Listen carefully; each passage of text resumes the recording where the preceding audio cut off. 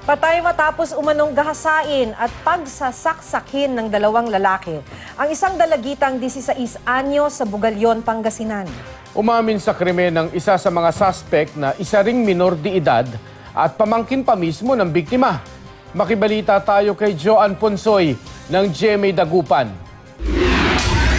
Hubot-hubad at wala ng buhay nang matagpuan ang bangkay ng 16 anyos na si Vanessa Amansek sa barangay Pangaskasan sa boundary ng Bugalyon at San Carlos City. Natagpuan po namin na may mga saksak siya sa dibdib, 5 saksak sa dibdib, kung saan yun ang rason kung bakit siya namatay.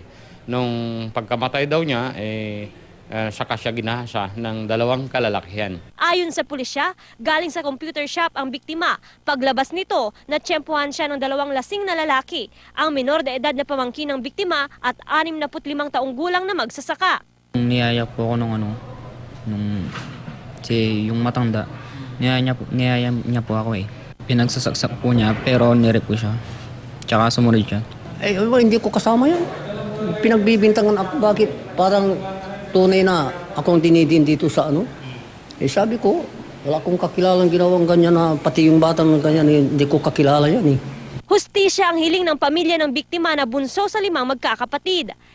Nagawa mi agbila na bilay may anak mi. Katong kailangan no si gawon bitayin mo lara. Aman so gawon.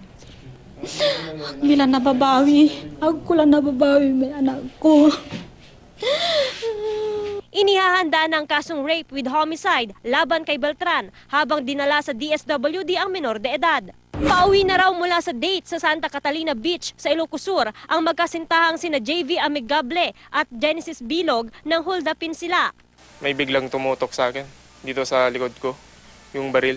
Parang improvised shotgun ata yun natin. Ang isa pang salarin, may hawak na kutsilyo at kinuha ang mga cellphone at 200 pisong pera ng mga biktima, pati kanilang motorsiklo. Balak kong labanan pero baka pag nilabanan ko, baka nandyan naman yung backup niya. Baka possible na saksakin niya rin ako. Isang lalaki ang inaresto ng mga pulis base sa paglalarawan ng mga biktima. May mga iniimbestigahan po tayo ngayon. Pinatawag po namin yung mga taong yon at tapos pinakita po natin sa victim. Madilim at sira ang CCTV sa pinangyarihan ng krimen. Prone po yun ng crime incident. Although pinapasyalan rin po namin yon pero hindi naman kasi 24 hours.